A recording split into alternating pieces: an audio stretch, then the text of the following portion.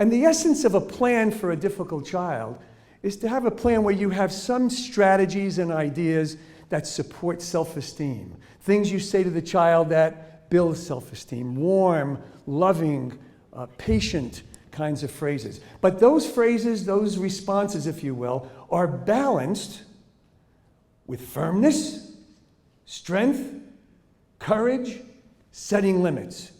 See, all good child rearing is always that combination of a lot of love, but don't mess with me.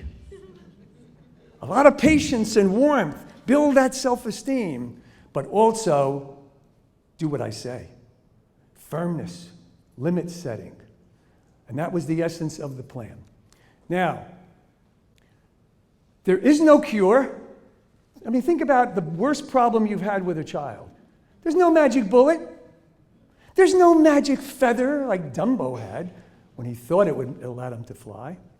There's only a plan. So the first part of the plan is to identify strategies based on the traits of temperamentally difficult children. In the literature, folks, there are 9 traits. I'm going to share with you 4.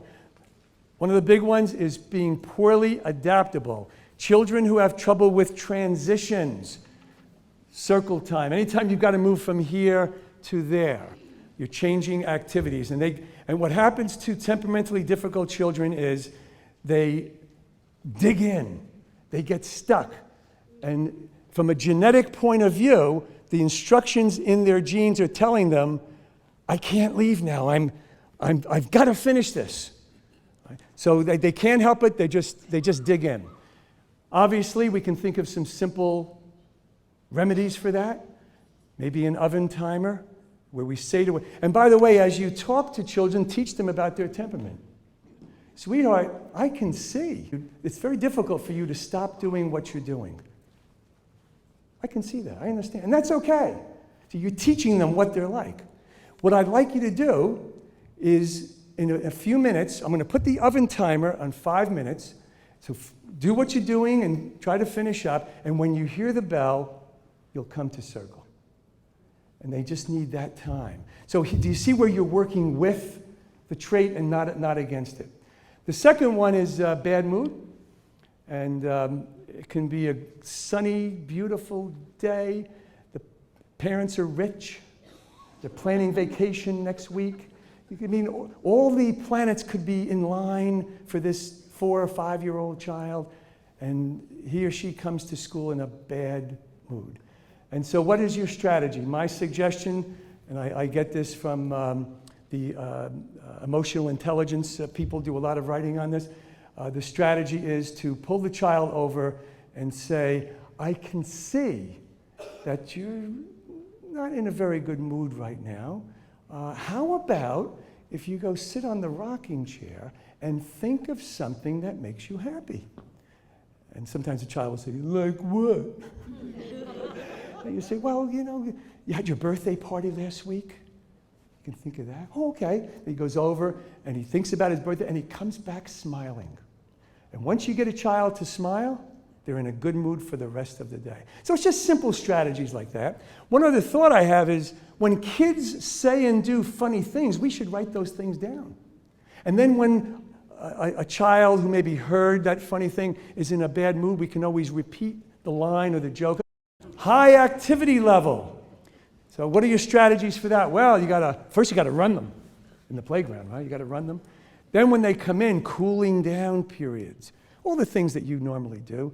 The storytelling, maybe the deep breathing. Does anybody do mindfulness activities? Mindfulness? Breathing and meditation and kinds of things, you know. Quiet poems, creative play. But, you know, have your strategies for when there's this high activity level, how you're going to calm them down. And then lastly, being irregular when it comes to eating and sleeping, or snacking, if you will, and napping.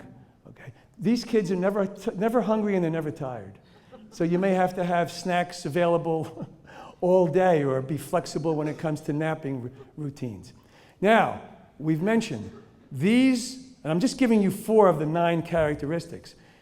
These can really drive us crazy, these traits, in the early years, but as kids grow older, these traits become their strengths. Example, a poorly adaptable child, when they get into high school and especially college, they sit at the computer for hours. They get locked in, just like they got locked in the block center and didn't want to leave. But now they're successful because they spend all this time working on their homework, their projects, their term papers, their whatever. Oh, and by the way, shy, easy, difficult. In the study, in the New York longitudinal study, which group had the highest IQ? The temperamentally difficult child. So we get a child who's difficult, but we get a child with tremendous potential for great productivity. This is how God works. This is how it works. You know? So, poorly adaptable, they become successful, okay, by the nature of getting locked in. Bad mood. You say, oh my God, how could bad mood possibly help you in the future? You go into the serious professions. You become a doctor, a lawyer, an accountant, an actuary. I've never seen these people smile, have you? But they're very successful. High activity level, oh my goodness, go into politics or sales. You'll make $1 million and it's all energy. It's all energy, right? And you say, well, now what about irregular? How could irregular possibly help you? Well, the information age is perfect for irregular people. People who's, like, what's our prime time to concentrate and study and read and know what we're doing? Isn't it like about 10 in the morning to 2? I mean, for most of us normal people, it's 10 to 2 is our peak time. If we want to get something done, we want to concentrate, this is the time. I mean, who's good after 10 o'clock? Not many of us. But temperamentally difficult children who are irregular, in college, they start studying at 10 at night. They go 10 to 2. Irregular. So in the information age, the boss comes out of his office, or her office, and says, don't anybody leave. This report has to be finished by 9 o'clock in the morning. So somebody's got to pull an all-nighter. The temperamentally easy child says, forget about me, I'm in bed by 9. The temperamentally difficult child says, I'll do it, I love pulling an all-nighter. Did it all the time as a kid. Perfect for them, being irregular.